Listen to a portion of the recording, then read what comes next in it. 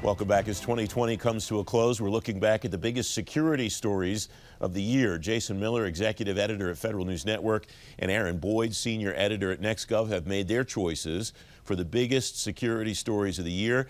Aaron, I want to start with you. We've talked on this program and in the last several weeks about the hack of a number of federal agencies. It seems like there are more and more on an ongoing basis. And the SolarWinds vulnerability. Why'd you choose that as the biggest story of the year in your view, Aaron?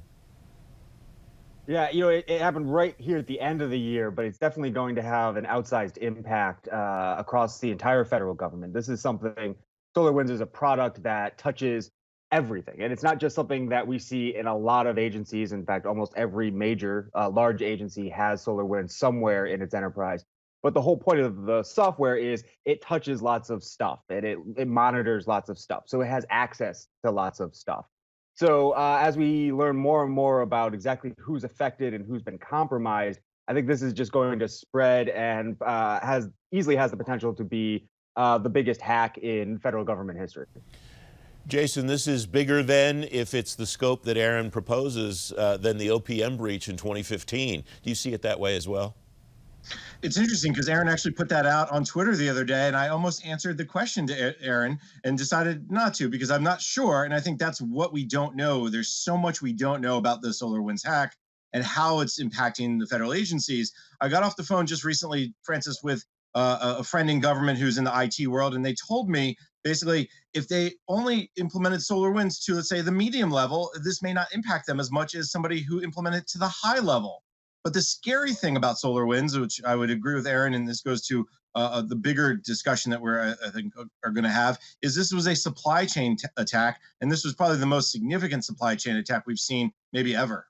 Aaron, speaking of supply chain, also on your list of stories was the CMMC certification at the Defense Department. That's the whole point of the CMMC, is to certify the supply chain all throughout the defense industrial base.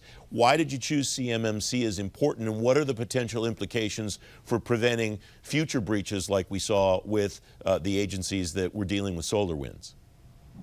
Well, to Jason's point, and I think to what a lot of cybersecurity professionals will tell you, is there's no perfect cybersecurity.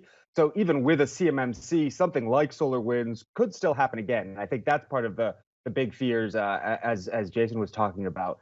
And just further down the line, can federal agencies trust the tech that they're buying? And that's going to be, I think, going to have ramifications for a long time.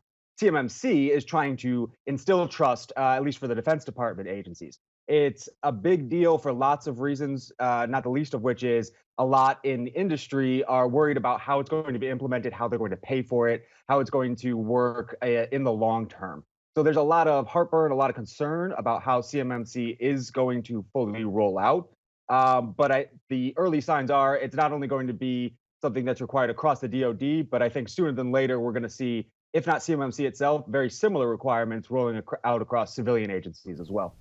Jason, your number one choice for the year was CMMC. If this were the McLaughlin Group, I would tell you that you were wrong. But to the point of CMMC, you and I, when we worked together over the years, would ask each other, is this going to stick? Is this going to stick? So I'll ask you again, what's your sense of the stickiness of CMMC as we transition to a new administration? Is something like this breach likely to make it stick where maybe it wouldn't have otherwise?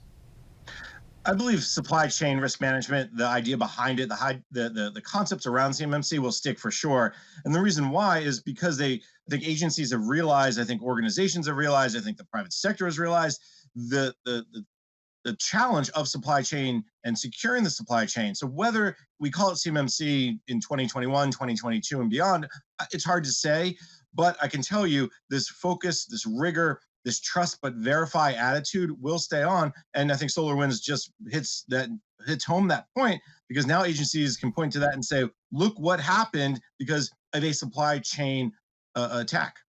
I'll couple your interest in security, Jason, with your interest in acquisition. And Aaron, I want you to weigh in on this too. Does the likelihood increase of CMMC or something like it sticking with the fact that GSA is weaving CMMC into a number of its acquisition vehicles?